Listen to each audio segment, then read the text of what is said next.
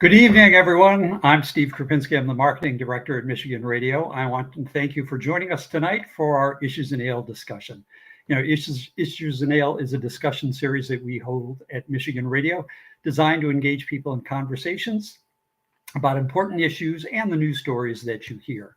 So we invite you to sit back with an ale or the beverage of your choice and enjoy our discussion tonight. Before we get started, I want to make you aware of a couple other events that are coming up. First off, we are going to be starting to travel again. This October, you can join Michigan Radio Executive Director Steve Schramm and other Michigan Radio listeners on a 12-day art, food, and wine lovers journey to Italy. You'll visit the Lake District in northern Italy, sample food and wine in Tuscany, and also enjoy the sights of Rome. So you can learn more about that at a free informational session we're going to be doing about the trip next Wednesday at the same time, Wednesday, March 2nd at 7 p.m. And we're going to post the link to register for that information session in the chat so you can take a look at that. We also have a couple other events, part of our Michigan Radio Speaker Series. So these are events that we do to give you an opportunity to meet some of the voices, some of the people that you hear on Michigan Radio and NPR. And coming up in 2 weeks, on Wednesday, March 9th, we're very pleased to have a special event with Morning Edition host A. Martinez. That will be hosted by our very own Doug Tribou. They're going to be discussing A. Martinez's career and his recent reporting trip to the Ukraine. A actually just returned from Ukraine less than 2 weeks ago. You probably heard some of his reports on Morning Edition. So he's going to be able to give you some real insight into the situation that's happening in the Ukraine. And since he'll be talking with our Morning Edition host, Doug Tribou, I'm sure they'll also be commiserating about the lack of sleep that they get from getting up very early in the morning. And then also coming up later in the month of March, on March 30th, we're very excited to have two of the founding mothers of NPR who will be joining us, Susan Stamberg and Linda Wertheimer.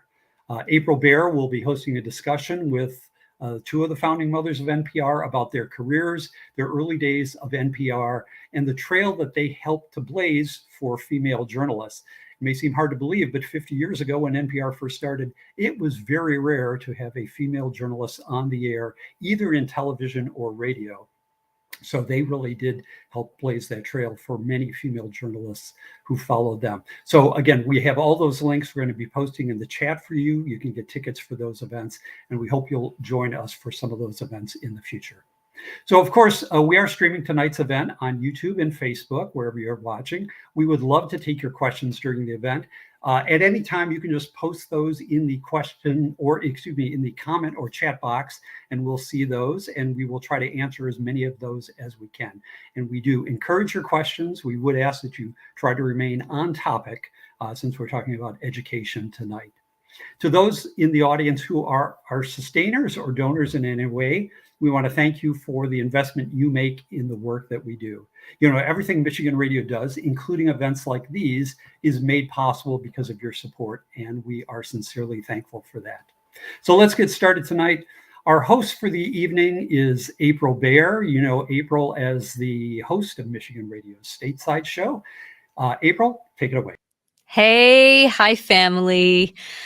Listen, I know it still can be a little bit of a slog to pull yourself in front of a computer or screen. So thank you for joining in tonight. We're so happy that you could make it.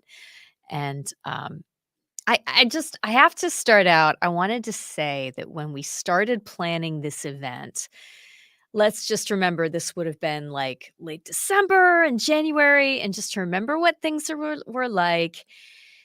There was a lot of spread in the community, and there was a lot, and I'm just not talking one Michigan community, I mean all over the place, and hospitalizations are really high, and we knew we wanted to do this as a virtual event, right? So, okay, then a couple of weeks ago, the caseload started dropping, and hospitalizations went down, and the state dropped its masking guidance for most public places, for most fully vaccinated adults.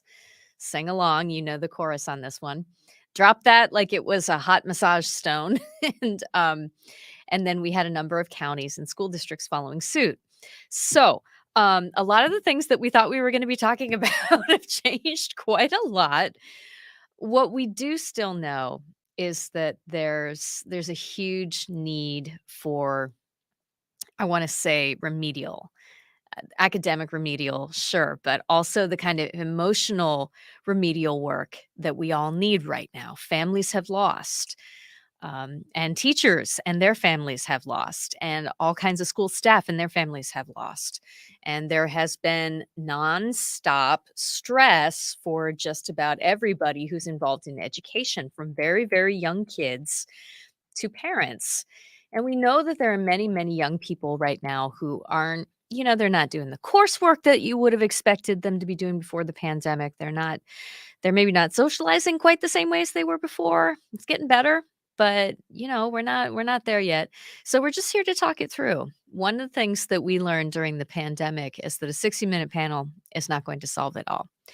But I've certainly found, and people who've been to these gatherings before have said that they feel that listening to others and, getting to share our experiences a bit, it does make a difference in how we feel. So let's go ahead and jump on in. I'd like to introduce our guests if we can. Steve, can you tip everybody into the bowl? Here we go. All right. We're going to take everyone who's here in alphabetical order, not by age, not by experience or order of magnitude here. Let's start with Lily Altavina, who's joining us today, who I've never seen. We've only talked over audio Zoom. I'm so excited you're here, Lily. She's the educational equity reporter for the Detroit Free Press. Lily, it's great to have you. Great to be here. And we also have Nick Gregory with us today. He lives in Fenton. He is a father of two, and he works in education. He's an assistant principal in the Waterford School District at the high school level. Hey, Nick. Hello, glad to be here. Glad we could have you here. And Matinga Regatz is here, our all-star. She is an instructional innovation specialist and spent many years as a classroom teacher. She was 2011 Michigan Teacher of the Year, and in 2017, she was inducted into the National Teacher Hall of Fame. Matinga, so good to see you. Hi. Oh, great to be here. Thank you for having me. And Marquise Taylor joins us too. He's a senior at Grand Blanc High School. He's also president of the Black Student Union at Grand Blanc. Hello. Marquise, we're so happy you could make it. Yeah, I'm glad to be here too. Thank you for hanging around with a bunch of old people. It's fine. Speak for yourself. We're looking. Oh, sorry. Excuse me. We're looking forward to hearing all your questions. Just drop them right in the comments, and we will see them.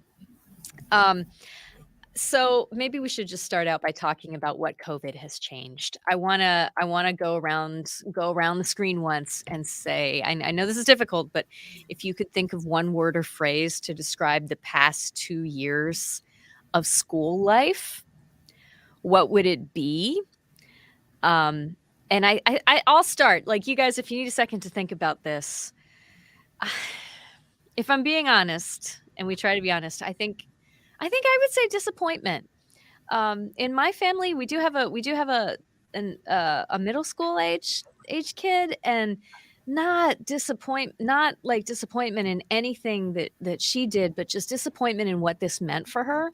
It was really, really hard. She was creative. She worked so hard academically. She did her best, but there's just been all kinds of crazy things happening, and she's trying to pay attention, but virtual school is just so hard for so many kids. It doesn't work for everybody. Some people it doesn't work for at all. And she's, it's different now, but I'm just disappointed that she's going to look back at this time as that nuttiness when I was having to stare at a screen for an entire year. Lily, I don't know if there's a word or a phrase that you would use as you've been covering all the districts, especially in Metro Detroit, that you have tabs on. What would you choose? Yeah, I would say chaos.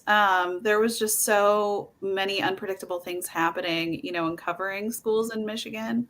And so I feel like I would report one thing one week, and then all of a sudden everything would change and be like, oh, the schools are all closed again. And I don't think anybody really, I would talk to principals, administrators about what was going to happen, and they'd tell me, and then the opposite would happen. So it was just nobody ever knew what was coming next. for sure. Marquise, what would you choose to describe the past 2 years? Well, with me being in school during the pandemic, it was really boring. I was just in front of a screen the entire day, just listening to my teachers. I didn't really have any interaction with any of my classmates at all until we went back in person. But even when we went back into person, it was only half the school. So very, very boring. I think that would probably be a common choice. Nick, how about you? You know, I'm going to say revealing, Mm-hmm. very revealing. I think Marquise touched on it as well with his comment about, how boring it would be sometimes or the lack of interaction. I think it was revealing because the last 2 years has revealed a lot of really important things that things we know we can do better, and challenges that have maybe always existed but really rose to the surface. And I think revealing is right there at the top for me.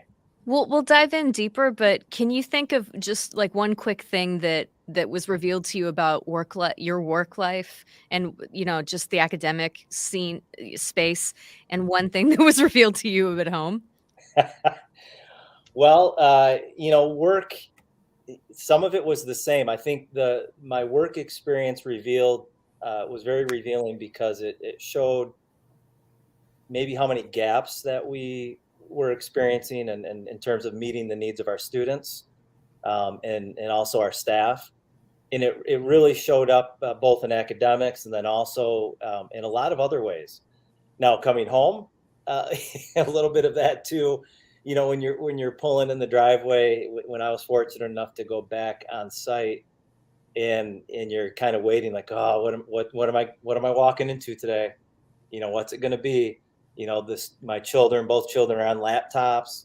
My wife had been transferred to a work at home situation, and we have a relatively small house. So it revealed a lot of our own areas to pay attention to.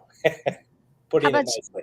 How about you, Matinga? What's your word choice or sentence that you can think of to talk about this? I have to piggyback with everybody that spoke, and I have to really focus on like a systemic reckoning, right? A lot of things were the scab was ripped off, like Nick said. It was ripped off. The festering was in plain view of everyone, but we saw a lot of mental, social, logistical issues play out right in front of everybody.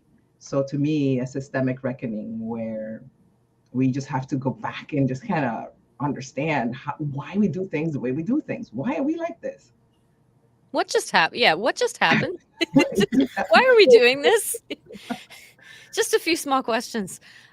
Lily Altavina, I know this is going to be tough to narrow down, especially since your word choice was chaos, but 2 years in now, arguably some are catching their breath since caseloads are down a bit. What are the things that you see schools still most struggling to figure out?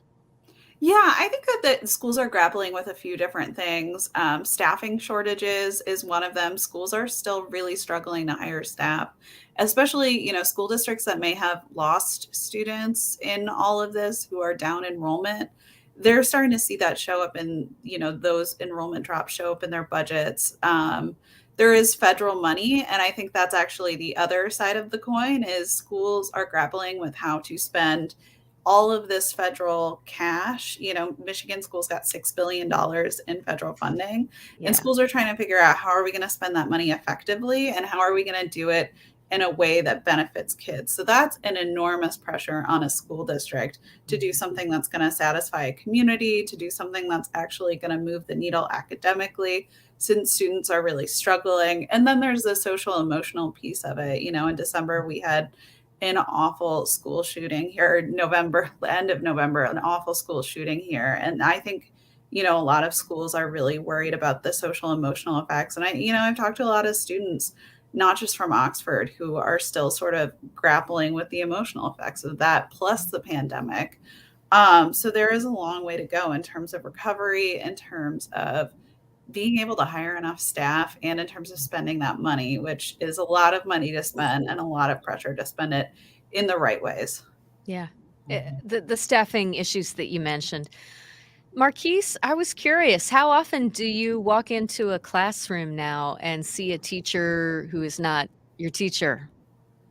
I'd say for me personally, not that often, but there was I want to say 1 week or 2 week where we had so many teachers gone and so many staff members gone that we just had to cancel school and go back online. So that was Yeah. a shock to me. Yeah, it's something. Nick, how are things in Waterford? How are you dealing with these immense staffing challenges? Yeah, it's Lily touched on it. It's real, and kind of echoing what Marquise said.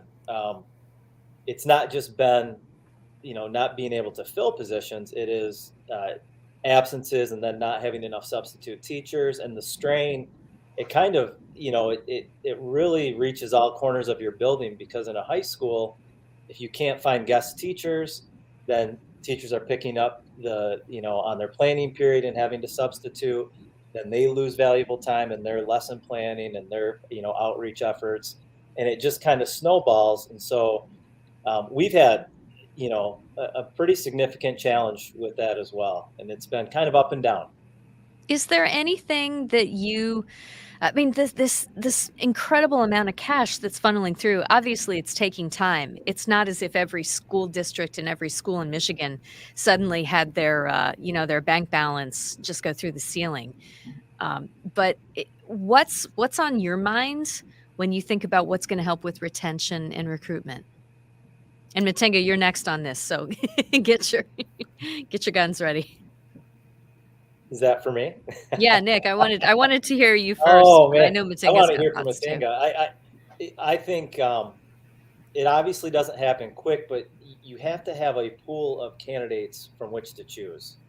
And I believe really strongly we need to beef up our recruiting and retention efforts all the way around. We don't, I think we need to have a teaching staff that is reflective of our learners, and that's a really, so there are very proactive things that I believe need to happen, that because we don't have a lot of people coming into this career, I think we are our best advocates, and right now we're a tired profession. We're an incredibly talented, hardworking profession, but people are feeling the strain. So to me, there isn't a simple fix. It's really, I almost look inward a little bit and think, when I often hear teachers and educators frustrated by their current job situation, and sometimes the way those challenges seep into our conversations, it really hurts the outlook on many levels. But that's just the reality. We don't have enough people interested in being educators in a career that I think is one of the best in the world. And so I think we have to be real about that. Matenga, what does a culture change look like that's going to put us in the right place to have people who are ready to step into these jobs? It's such a good question. More so than the hiring is the hemorrhaging. Good teachers are leaving the profession because it's been, in the last 20 years, a bait and switch. You go to teacher school, you learn, and you prepare to, teach students to be productive adults. But then you come to the school, you get the job, there's so much more paperwork and so much more adherence to the standardized testing and so much curricular paths that are not necessarily natural. So much inequality. You're not in the profession you trained for, and in many circumstances, you are actually dealing with professional stuff that you're not prepared to, or don't have the expertise to do, and you just have to take a piece of gum and a piece of wire, tinfoil, yeah, right, and a string, and yeah. And so that creates a strain that is not that was not what you went in for at a teacher school. And of course, the governor is now saying, hey, there's going to be a big salary bump. That's awesome. but that simply is not enough. We need to do a reformation, and not necessarily like a huge reformation, like a quick one. We saw during COVID that we are able to pivot when needed, right? So I'm not suggesting we pivot that fast because that gave us nosebleeds, but there's definitely needs to be a slow and steady reformation, especially now because there's a frontal attack and assault on public education today. Um, and small things starting from really rethinking the school day, the school year, how we're using those schedules, really rethinking the purpose of what the students are doing there. Are they there to take this test? Are they there to feel better? Cut scores to make sure principals can strut and say, look at our scores. Why are the kids there? We need to create an environment that is much more aligned with the world that Marquise is going to inherit. So I really need to make sure that he's prepared for that. So things that we used to consider soft skills are now the things Marquise needs, right? I wanted to just note that we have somebody in the room with us, Elizabeth, who is a teacher, and she says all the surveys say teachers do need higher pay. Why isn't every district using money to retain teachers who are already running? Get to your point about retention, Matinga. And she says, I would be more motivated to stay if I were paid a salary commensurate with my level of education and experience. Hey, Lily, as you've been keeping an ear open to where the $6 billion is going to go, what are you, I mean, do districts talk about, do they talk about, bonuses? Do they talk about raising, raising the tide of pay overall? Or what do you notice across the board? Yeah, so I mean, it really does depend on the district. I know that like Flint Community Schools notably gave really, really high bonuses to teachers, I think to all of their staff members. I think it was about $21,000. And I may have that figure wrong. I'm pretty sure it was about that. And you have other districts doing that. You have other districts, trying to give extra money here and there or supplementing, teacher salaries with this federal funding. As far as I can tell, I don't think it's a widespread use of this money because they're also, trying to spend the money on tutoring, trying to spend the money on, buildings like Detroit Public Schools community districts. I think the districts know that this is a problem. But to move salaries up to a point, where teachers would be more satisfied and more likely to stay in the classroom, I think it seems like we're very far away from that still. We also got a comment from Cheryl, who says, money isn't always the answer, echoing Matinga. Teachers feel demoralized and stressed out due to pressures, echoing everybody. The focus on standardized tests make you feel like a statistician, not a teacher. The joy has gone out for many. Let's move on to a more personal experience of what young people, kids are experiencing. And Marquise, these past 2 years, I mean, I feel like this amount of time was going to make an imprint on everybody's experience, no matter their age. But I mean, you're toward the end of your high school career. Are there ways that the past couple of years have changed you as a student? Yeah, definitely. So with the pandemic, I was at home most of the time. So for me personally, I got into new things. I actually cut my hair, decided to change things up a bit, but I really got into reading. And that was actually because I took a reading class at my school. But since that was online, it was actually really comfortable. And so it also allowed me to become more educated, and I was more in tune with what was actually going on in the world just because I had more time on my hands. I love this. Is it more like a great books class where they put a bunch of titles in front of you, or is it like a sort of more of a here's how to get more out of the books that you do read, sort of teaching you how to be an informed reader? It was more so what you get from the books.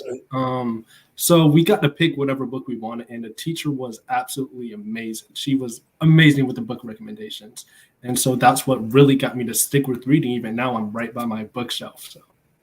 What are you reading these days? I want to know what's on. You don't have to like swivel the camera. Oh, no, this is right here. So look at this.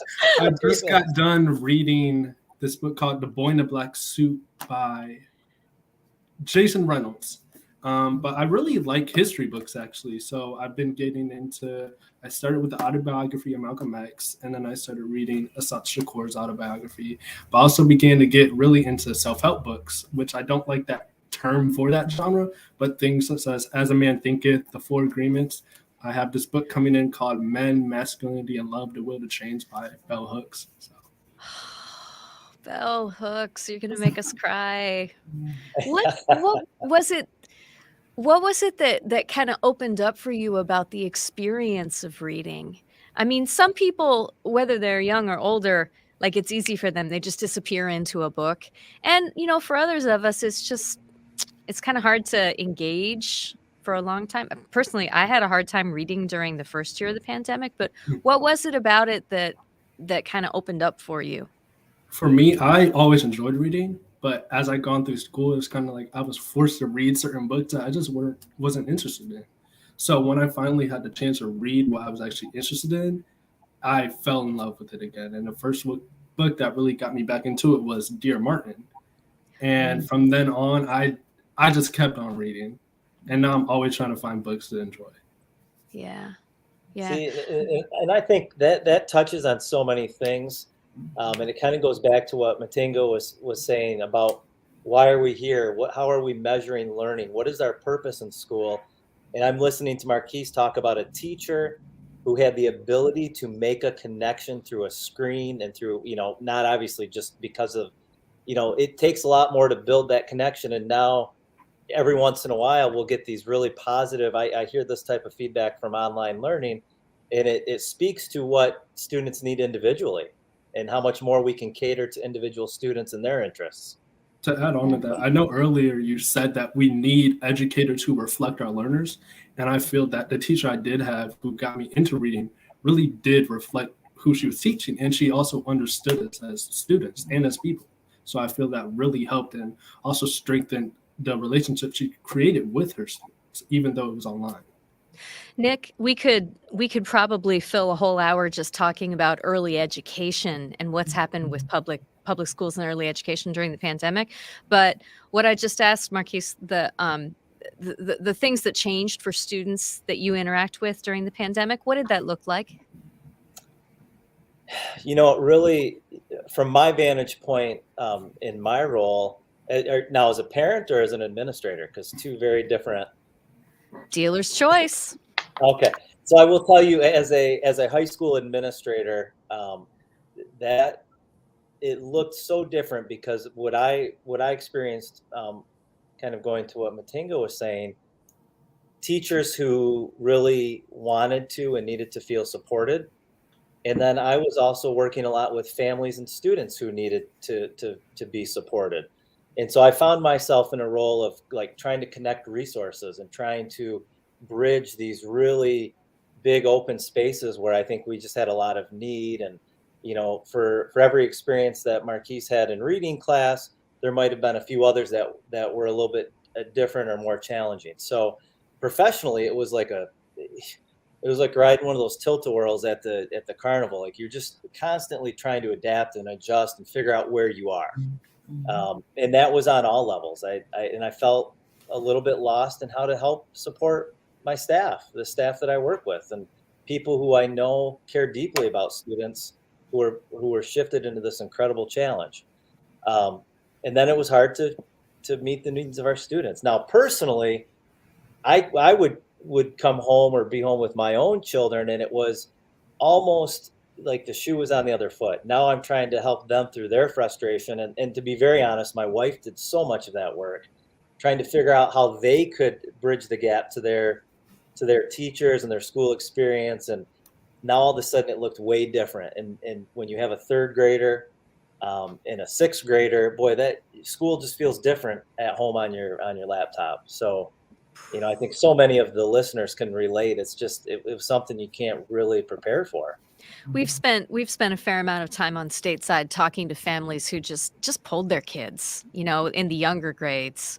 And I get it. I really do. It was so challenging even watching my middle grader, try to sit there through that stuff, and more to the point, the kids in her class. So I do understand. Yeah, we got a comment here from Ryan, who says he's a public school educator and says, I've been incredibly impressed by my colleagues who put students first through the last few years, forced to try new things and adapt new technologies. Matinga, what kind of experimentation did you see happening during the pandemic?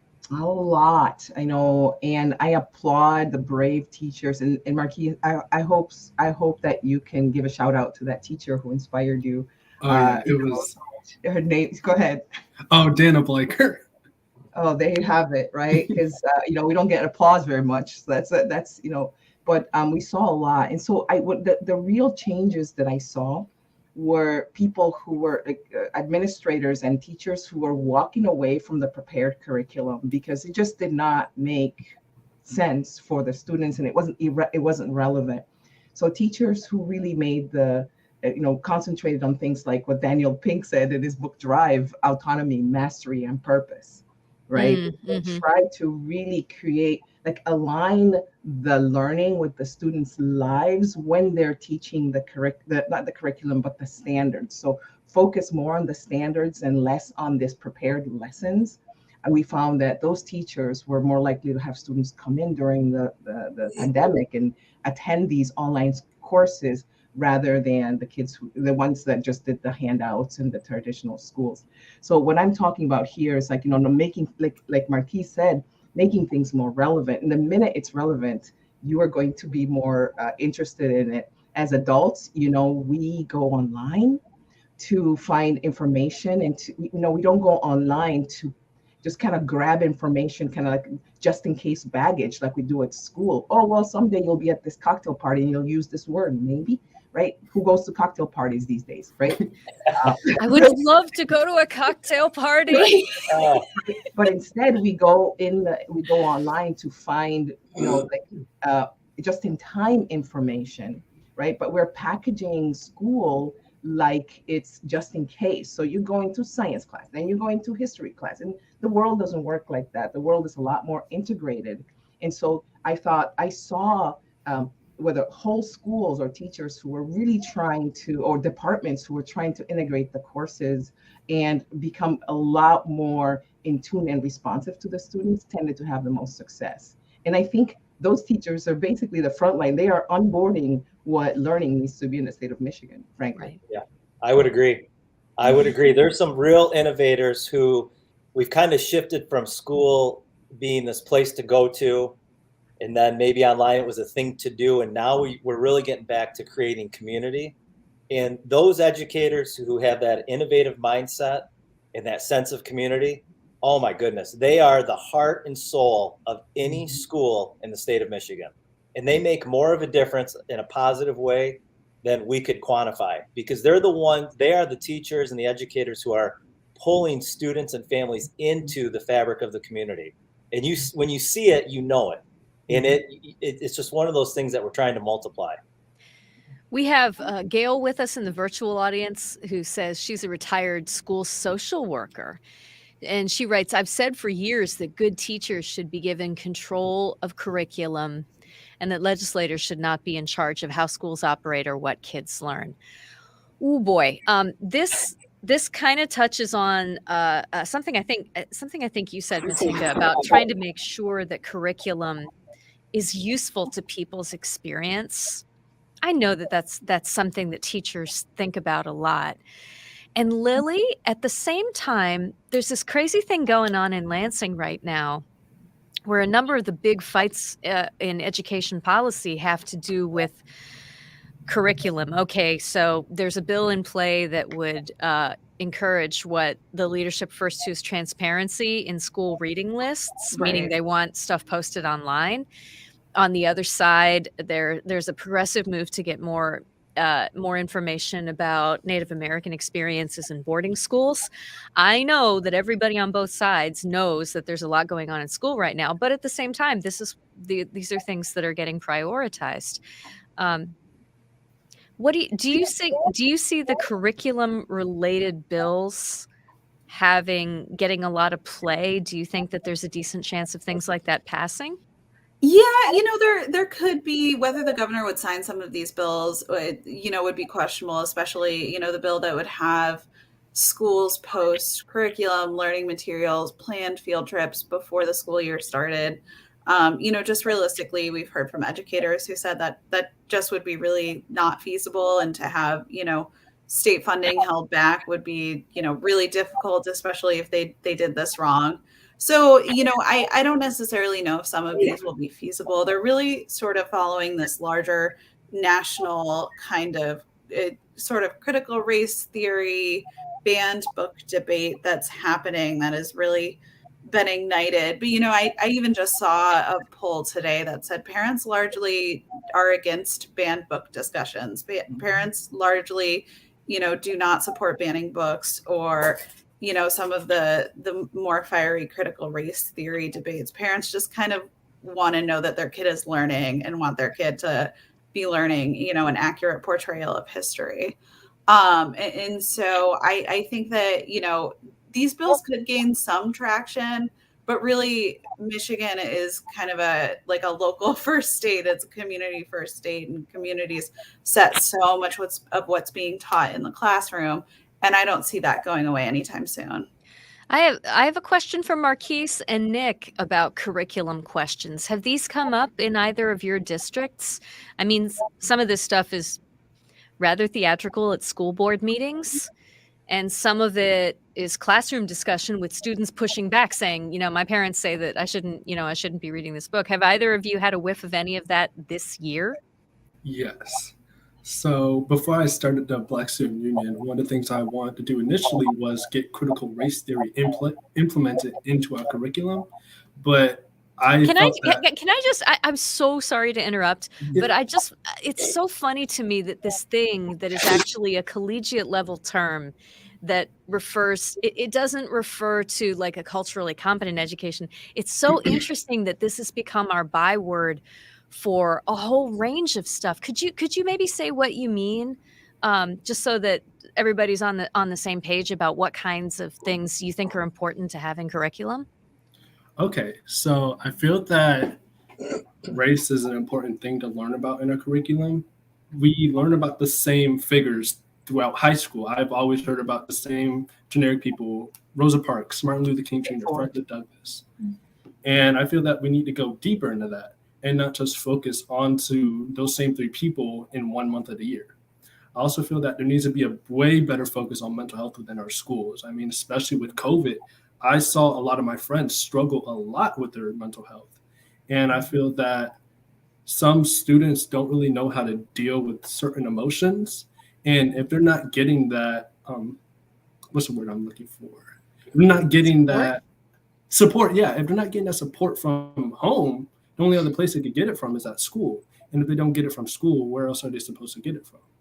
And I feel that if it came from a school setting, from people who are really educated on these topics, it would help a lot more with students dealing with those things.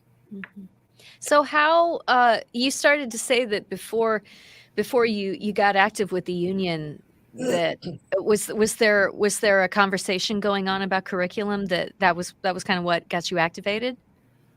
Actually, not really. I just felt that, going back to what I said, we learned about the same people in history who happen to be Black, and I felt that was more important. I know in light of the George Floyd situation, it became a big talk. So I wanted to learn what critical race theory actually was. Like, okay, this is something important. I feel that it should be taught in schools. Because when you say critical race theory, a lot of people just have some type of negative connotation with it, when it's just looking at systemic racism, basically. And that's not a bad thing to learn about at all. I mean, it's our history. And I know a lot of people are interested to learn about our history. Our history is important. We don't want to repeat those negative things. Sure. Yeah. Nick, how about, oh, sorry. Oh, I was just going to say, and I would add to that, and I think those are great points. I think hearing from our students and from our families is probably one of the most important aspects of this. And this means all families.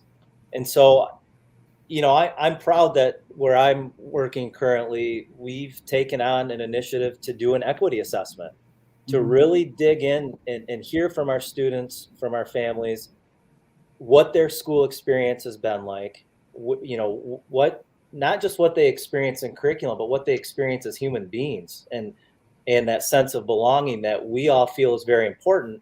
But where we're not meeting the mark, we have to be honest and listen and really begin to understand that, we want high outcomes for all of our students. We don't want these very predictable determinants for who's successful and who's not, or who takes what particular classes and who doesn't, or who's getting suspended or punished differently. These are all part of the conversation. And I think when you step back and you look honestly at a really factual and a serious interrogation of our history, it leaves us with a lot of very important conversations, a lot of very important learning. And I think that's a place where we need to be, but it doesn't usually come up in these ways, the way we're talking about it, because what I see happening, and anyone can step in and correct me with a different vantage point, something like systemic racism, or something like, in this case, Marquise brought up critical race theory, that gets redefined by the people who are talking about it the loudest. And that's a really challenging thing as an educator, to observe this and to then try to be a part of a positive change, because you're really up against a lot of other challenges that are really difficult for some people to acknowledge, and we can't get better if we can't be honest about what's going on. And Nick, when you hear from students, I think I'm curious, when you hear that opposition and that fear, like, how do you respond to those parents who might be fearful of an equity program and may just not understand what it's doing?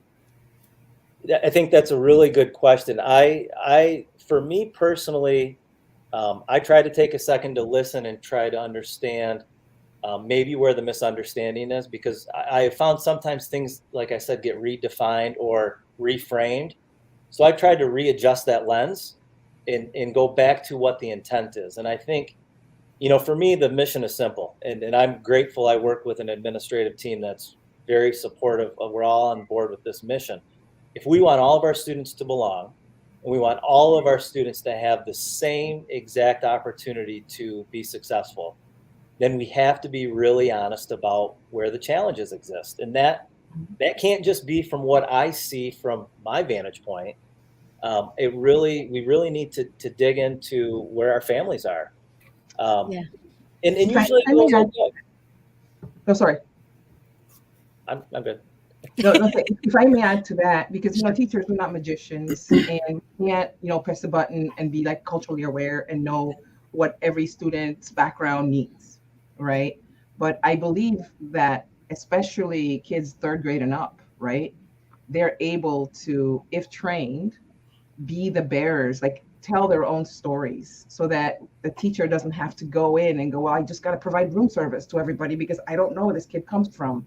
So I really believe the way to do that is to explicitly, like, one, right, is to just, cut down the curriculum, because it's way too wide in the age of information. There's Google, but instead really put a strong focus on teaching transformational social emotional learning competencies. You're talking things like self-awareness, talking things like self-management, social awareness, understanding how to make good and responsible decisions, and understanding how to make productive relationships, right?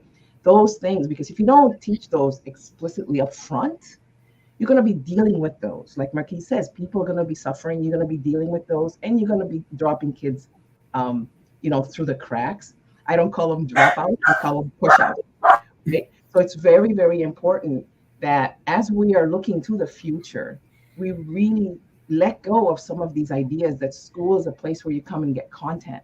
Instead, school is a place where we come and get skills to help you, integrate, be productive, understand things better, understand each other, do things for the community, understand that you're a global citizen and it's not just about you and your rights and your freedoms, right? And so for me, as we're creating these changes in schools, it's not about buying another box of curriculum or buying another system, because that's where a lot of our money is going, by the way. A lot of the $6 billion is going to go to buying new stuff rather than taking the time to stop and teach the students how to cope. I just have to acknowledge that it wouldn't be a Zoom gathering if Winston hadn't just busted in now. Yeah, he's really passionate about education, and he just really agreed with you, Matinga. So He was snapping in the back. He was snapping. Oh man, Lily Altavino, one more question for you. Is it a happy accident that all these curriculum conversations are happening during an election year? No, absolutely not. And we see. I think that I think that both parties are looking at school boards as a place to potentially do some groundwork politically. And so we are absolutely seeing a lot of school board conversations, way more school board conversations than I've ever seen in my 4 years as a schools reporter. Yeah. Let's come around to how everybody's doing and mental health. Marquise, you said you just feel it's so critical that that the students get access to the support. And I don't want to put words in your mouth, but it sounded like you were saying that that a lot of us don't have the skills to like recognize what our needs are, or like to talk about it or ask for help. Was that like what is it when we say that students need mental health support? What does that look like to you? To me, I think it's just being educated about those problems and going back to what Nick was talking about equity. Those services like therapy isn't really available to everybody. But I mean, if they feel safe with their school counselor, which unfortunately not a lot of students feel safe talking to one, but that could be an outlet for them, because I feel that especially students my age don't really know how to deal with their emotions in a healthy way, which is really unfortunate, but is what I see, especially with my peers. So. I'm so interested in this topic. When I was in school, there was one school counselor for the whole school, and it was more like a college, the people who would talk to you about college and your future and options. Are there counselors at your school? Yes, ma'am. Yeah. And is it like a drop-in kind of situation, or? I haven't gone to the counselors really often. So I'd say it is like a drop-in situation. You sign up for a counselor, you have to talk to them. I know some people really like their counselors, but then some people have really bad experiences with them. So I guess it just depends on who you are. I'm sure. This seems like a bit of a dilemma, because on the one hand, I hear what you're saying, that there needs to be an option for kids who don't feel comfortable just walking into a counselor's office. On the other hand, Matinga, are we going to ask teachers to handle that too? Not that they don't already. Absolutely. Again, the teachers are not the trained counselors, right? But teachers are experts in child development. And so if giving them the bandwidth to do that, like, checking out your school day so that the teachers have the bandwidth to do that. If the teachers are focusing on the standards and not in all of this stuff that the kids have to learn, then they have the bandwidth to really, because teachers are people, most teachers are people, and they're observant. And like Marquis' teacher, you can do miracles when you have that time, that mental clarity to really observe and create lessons and experiences that are going to change the students' lives, right? And that's what creates equity, by the way, because we all come from different places. But if you come together and we learn some of these competencies together, right? Now we all kind of on the same page. And so it's very, very important that we don't put it on the teachers. We don't put it on the teachers, but we put it in a system that allows the teachers to do their job. Nick, right? Nick Gregory, what do you notice in your district about what makes the difference in helping students feel comfortable asking for help, whether, in the formal setting of a counselor's office or in another way? So I agree with Matinga. Systems matter so much. And I know it's such a kind of a cookie cutter type of answer, but when you have systems set up that are really designed to meet the needs of students, and they take into account all the expertise that exists in the school, that matters a ton. It's very similar to teaching in the sense that I recognize counselors and social workers who are just doing incredible work because of their ability to build connection. And I don't know it's hard to bottle that up or quantify it. We see it exist in all these different ways, but the teachers and the counselors and the social workers, or even administrators, the ones that really connect, there are a couple common denominators. they're generally very good listeners. Those folks are generally, their sense of mission and their sense of purpose is very evident, even on a first impression in many cases. And there's a complete team attitude. And I know that sounds very cliche, but when you're around a group of educators and a group of people, like what I call the can-do people, they have this kind of infectious enthusiasm where it's not that adversarial administrative versus teacher versus this role. It's, hey, what can we do for our kids? And it's hard to quantify, but that ability to simply understand and just to take in a conversation with a parent or a kid in crisis and really separate and understand that has nothing to do with you as the adult. This is a person who needs help. And it's our responsibility and for most of us, our passion to provide that help. That's where we get our energy. And so you see this so much. I mean, we all know them. Marquise, you talked about a great educator. We've all hopefully had great educators and mentors. These are people who, when you need them, and I could dial up. I have a social worker I work with right now, and boom, it doesn't matter. It's getting done. Teachers who intervene without being asked to intervene. They're just that good. They recognize and diagnose the situation, and they're off and leading. These are leaders in our buildings, in our schools, and they get it. They have the it factor, and it's because they care. They care deeply. And this pandemic has been really tough on a lot of people, but they care so deeply. They're the ones making the connections, and they're the ones helping us. All the adults need help too. We're leaning in on each other. Yeah, I think that's why if there's a message out there for our community or in our state, is that, I really feel like parents are an important factor, obviously, in kids' lives and development, educational development. And they really have the right to play a part in what their kids learn, right? But they don't have the right to play a part in what other kids learn. And if you are putting more and more pressure on teachers, you are basically taking them away from the job. So every time a legislator, every time a parent, and by the way, the group of parents creating chaos is a minority. It's a very small group of parents. It's just a really loud, it's like a really boisterous minority right now making all of this problems for the teachers. But every time a legislator feels like the teachers need to be the problem solvers of society, you're taking good teachers away from students who really need instrumental guidance in their lives.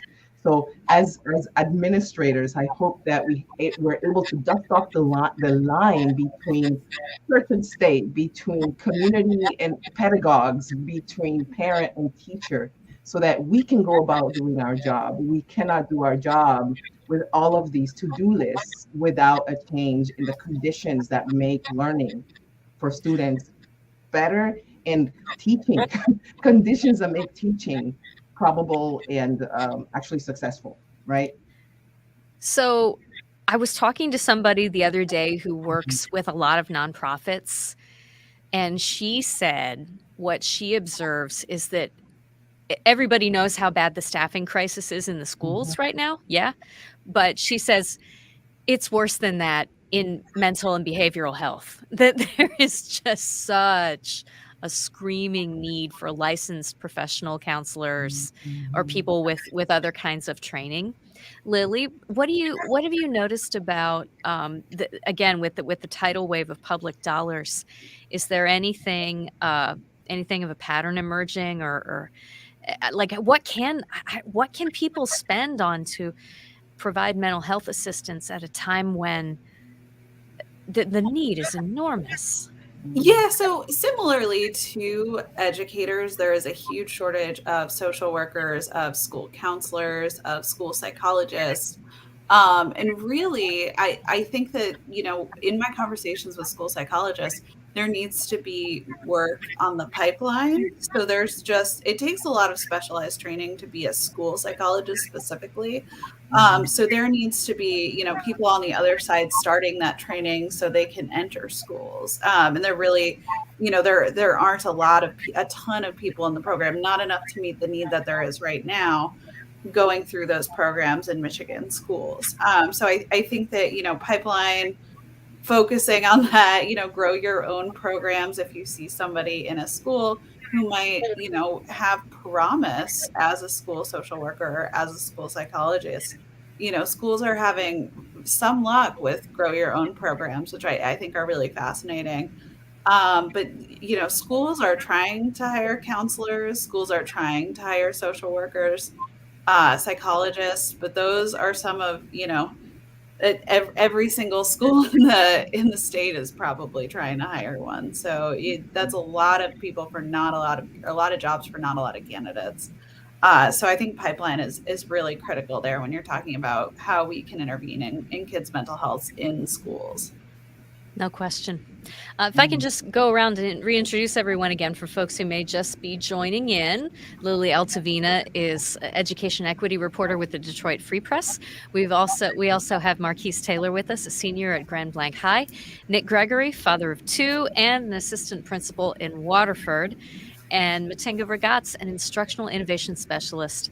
Did I mention that she has a new book that provides social emotional learning strategies, that SEL that came up? It's called Pulse of PBL, and it's going to be available this spring.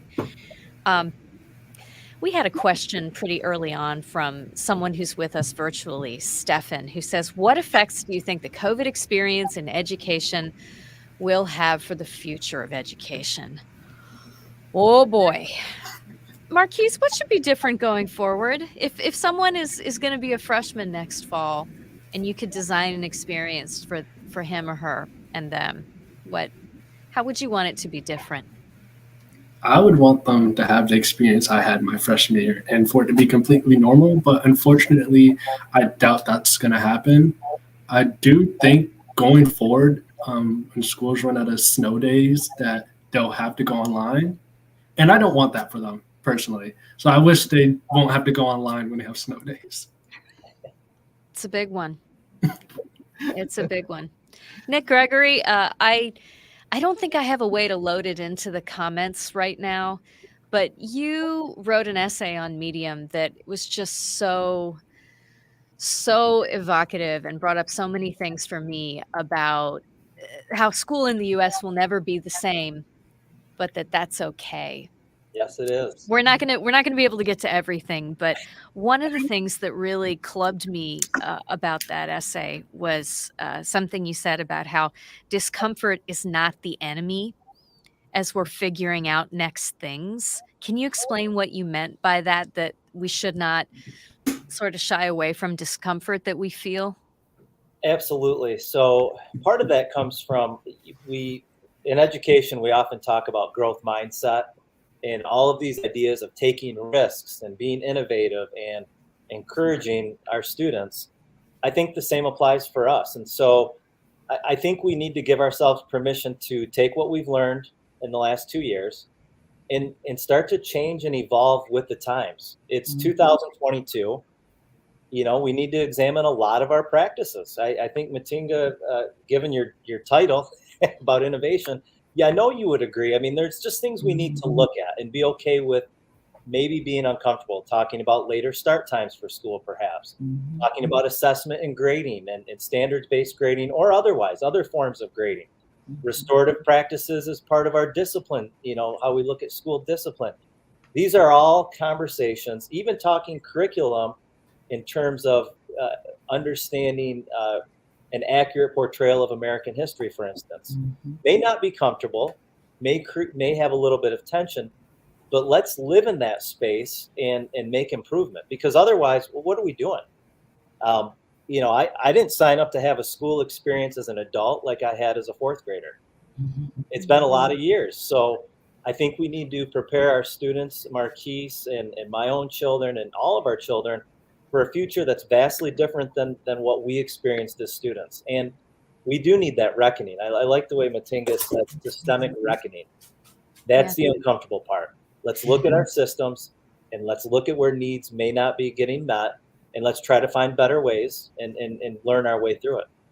Marquise, can I come back to you for a minute? When you said that you really wouldn't want anybody to have to go online again, like what did it do to you?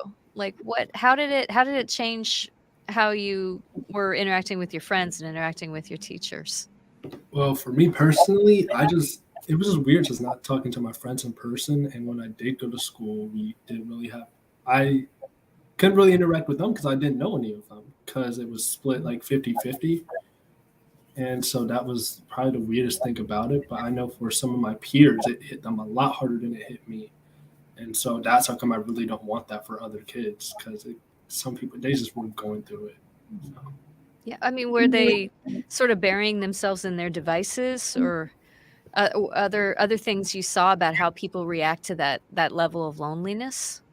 I'd say people need to talk to other people, and for them to have that lack of communication, that lack of connection with other people, especially in person, that really hit them, especially at the start of the pandemic when you really couldn't go anywhere except like the grocery store. For sure. We just got a comment from Linda, who's with us on the screens, and she just wanted to throw out there, she teaches community college. She really likes teaching online, but it is very different. The collegiate level seems like a whole different ball game. Yeah, I'll be curious to see like if there is more. I mean, of course there are online schooling options already out there, but I'll be curious to see in the years to come if that changes, or if there are some different workarounds to meet the kind of need that Marquise is talking about. Yeah, we can leverage online learning, right? In a way where the kids are, for example, using that space autonomously, like asynchronously, to go find the information, and then using the teachers as the expert guide, right?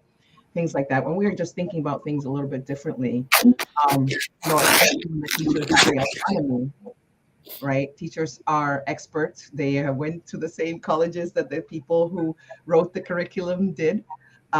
And they are expert pedagogues, and it would be really refreshing for them to be able to look at their students, read the room, and create content and deliver that content in the way they see, with the expert eye, rather than the way some legislator, wants it to be delivered, right? So we can really play out these new ideas. Like during COVID, we got to just kind of look at the online environment, but imagine if we had a synchronous Wednesday, or 1 week a month, or every 2 months that we go online, so we can perfect this online system rather than just throwing it all away or creating it so that it's all there all the time. I would love to see Marquis have an opportunity to do, study abroad in high school. Because right now, if you study abroad, that year doesn't count, or a gap year. Maybe you just need a gap year, in the middle of your junior year, without it being such a social negative. And you definitely need a different narrative that you're going to go to school so you can go to college, et cetera, et cetera. I really agree with Nick about really changing the way we assess students, possibly showcase, more public display of students' skills, so that the students can really see that we value their skills and their competencies and the trajectory of their lives, rather than their cut scores and their report cards, right? The flexibility thing is, wow. I mean, that sure feels like a brass ring. In our household, my daughter said that she wished she could just go online like 1 day a week. And for her, it was about the social intensity of being around other people in a time when she was kind of anxious about COVID, which was very situational. I don't know if that's how you want to make all your decisions, but Nick, I don't know. I mean, it sounds like it would be so hard to build that into the systems as we have them now. As we think now, but if we have the courage to change the way we think about it, and we really, I mean, if you boil it down to one main headline of this idea that maybe we can cultivate, the uniqueness of each student, if that's the end game, I mean, if whatever we choose to go for, we might just need to think about a different way of getting there. And it's really energizing to be around people who introduce and think about topics that I wouldn't have thought about, or you hear from students and families and some of our teachers. They bring in these ideas. We need to cultivate every student's uniqueness. And I would even go so far as to say in our entire school community. I mean, we have this rich, diverse school community. And I think we need to remember that and kind of play to that strength. And then understand that it might be uncomfortable from time to time, but that, again, that's not the enemy. Discomfort is actually where the learning really, if we're learning processes and in a way to talk and communicate, man, we can build relationships. We can do things. We can make moves that, that are really meaningful, because the rote memorization, the worksheets, the answers I can Google and look up, that is not learning. And I don't mean to sound so harsh with it, but we need to change and see what our students, what they're telling us, and what, they're giving us the information and the feedback. It's now on us as professionals to make the changes for them. That's I don't know, Marquise might have but I feel like that's got to be the mission. Yeah, imagine a 1 hour recess in middle school and high school where kids can pick up a guitar or pick up a book or just hang out and do social. I mean, we're social creatures. An hour. Find a way to belong instead of running away to bathrooms and like hiding out or doing things that we don't need to be doing, unhealthy choices. People want to belong. That's what we want as human beings. Marquise, you were going to say? Sorry. I was going to add on to what Nick was saying about how we should start teaching. And so I'm taking a Women in American History class at my school right now. And so my teacher, she teaches us the history, but then she tells us to go out and find something related to that topic and do a project on that. And I think if more teachers did things like that, we would be more interested in it, because I love the history we learn. And it's even more interesting when I could go out and do my own project on what relates back to the history we're learning. And so I think that really fits into basically what you were trying to say. Annie, who's joining us online, brings us this quote from Emerson: "The mind once stretched by a new idea never returns to its original dimensions." And Crystal, who is a teacher, says, "Having an asynchronous day during COVID was good for me as a teacher because I used the time to improve my curriculum and work with my colleagues." That's right. That free time, it matters to teachers too. I think Matinga's made that point as well. Lily Altavina, oh boy. I don't know. When I think about innovation and the state systems that govern, it was hard enough kind of getting the state infrastructure to allow for flexibility in things like counting how many students were attending school in a given day. Right. Do you hear much conversation about, whether the spoon can be bent or whether there is no spoon? Well, the problem sometimes with online days or with having to cancel school, whenever, just because of COVID, that was really a funding issue. And so schools were really struggling.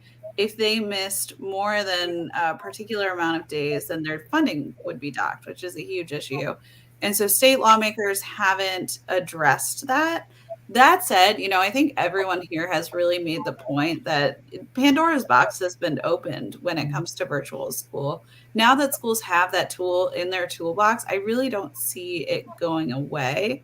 And so I do see state lawmakers probably moving eventually towards having the infrastructure that supports virtual school or virtual hybrid school. Because it's just, I don't think schools are going to stop using it, especially in emergency situations like snow days, but also, when there is a staff shortage and it's not safe for kids to be in school, for days when there are school safety problems, or, maybe a student is having a bad day and they feel like they can't be around a lot of kids socially, but they still want to learn. Virtual school is a great option for that. And there are kids who really thrive in virtual school, or who, really enjoy it because that's where they feel like they belong. And so I think seeing schools do it in different ways, lawmakers are probably going to have to adjust some things for, this kind of infrastructure, because it's not going away. For sure. Anything that we haven't covered that people that's really on your mind about what should be different going forward? Matinga, we've had so many conversations about how this crisis was not to be wasted. That the things that we learned are things that we must use to change. I for about 6 months, I would think back on those conversations and just weep. Yeah. But there's a part of me that feels like maybe the change just takes longer, and that maybe things are happening in people's individual lives. What else? They are. Yeah. There's a lot of change, and the question about, what does this look like?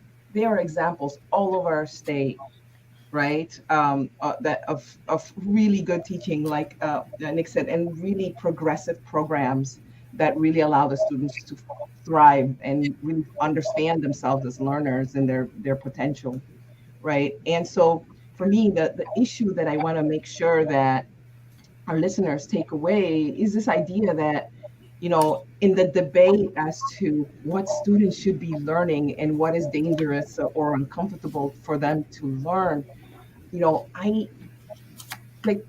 children do not they get exposed to destructive, sometimes traumatizing content online, right? Every day. In their bedrooms, in the house that their parents pay for, and the internet that their parents pay for. They do not learn objectionable content in the schools because the curriculum or the administrators and the teachers are professional. They don't learn that in school. So it's very important to understand that a lot of the content that we are being accused of pushing to the students is content that is learned under the parent supervision. Understanding this, I say this because as educators, we need to earn that respect again. Right now, we are in a position where we don't feel respected. We don't feel like people understand our expertise or what we have to do in a day. And understanding if a parent cannot control what your student does online, how are you able to even judge or even make a comment about what the students are, what the teacher is doing with 30 students in the classroom? So it's important to just kind of bring the clarity and context back so that educators and the education institution, the K-12 education institution in Michigan, can get that respect again as professionals. Shorten the road between community and school, make schools a lot more open so that the kids can go into their communities and solve a lot of the issues that we're sitting here as adults grappling with. I mean, we created the problem, we can't solve it. And the kids are going, did anybody ask me how we can deal with COVID restrictions in schools? No, they didn't.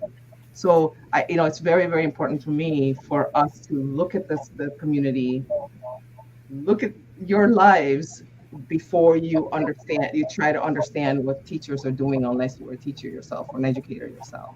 Yeah. Nick, is there one thing that you would change if you could wave the wand tomorrow?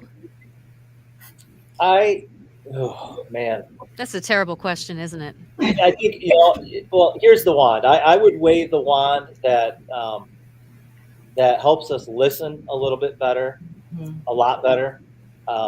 Understand the value of connectedness, and I am an advocate for public education, and education in general is the lifeline of our communities. It is the single most important determinant of success across all different types of people, different types of experiences. So my magic wand would be, hey, we've got to learn how to solve problems, and our young people are watching, and we can invite them into this process, but what's at stake? If you look at what's at stake, you can get to a place where you realize we need to change and evolve. And we have all the evidence in the world now, and we have the talent, we have the expertise. Now we just need the courage to change. I feel so strongly about it. And this conversation has done nothing but heighten my passion, because it's right there in front of us. This is a no-brainer. We cannot keep doing things the same. We cannot. It is not fair to our kids. It is not fair to our families. And I will end with this, I guess.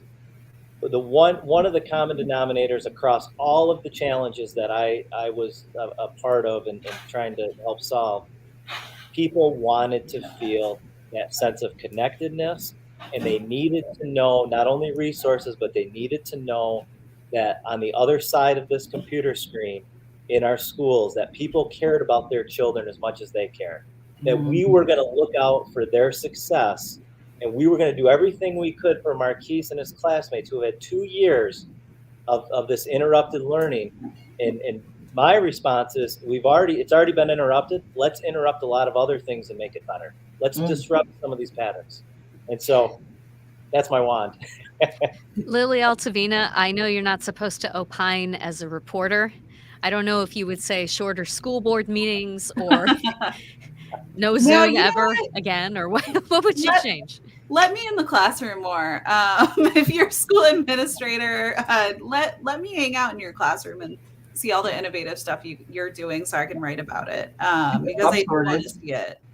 What? There's the sub shortage. Yeah. I know. You could get in a classroom. I could sub. You could get in a classroom tomorrow. So yeah, please let me in your classrooms. There are, schools that are really hesitant to let reporters in classrooms these days. And that just hurts my heart more than anything. So don't be afraid of us. I just want to know what cool stuff you're doing. Yeah. Marquise, I don't want to amp up the pressure or anything, but do you have any plans for the summer or beyond? Just getting ready for college, really. So yeah. Probably going to work. You going to work? Yeah. Yeah, probably going to work to save up some money for college, but that's about it. Hopefully something that doesn't involve a computer screen. Definitely not. Oh gosh. Well, hopefully it doesn't put you off of them forever and ever. I want to thank everybody who's been a part of this tonight, both on the little screen and off. And just a note to Kathy, whose biggest disappointment tonight is that we don't have even one teacher currently in the classroom for the last 2 years. Oh, I know. We had some asks out. The planets didn't come into alignment, but we've had a fair amount on Stateside. If folks can check out our website, there's a lot more there. And our podcast is a regular source for some of that as well. Thank you to everybody who gave an hour plus of their time tonight. Lily Altavina, education equity reporter for the Detroit Free Press. Nick Gregory, father of two and assistant principal in Waterford Schools. Matinga Ragatz, instructional innovation specialist.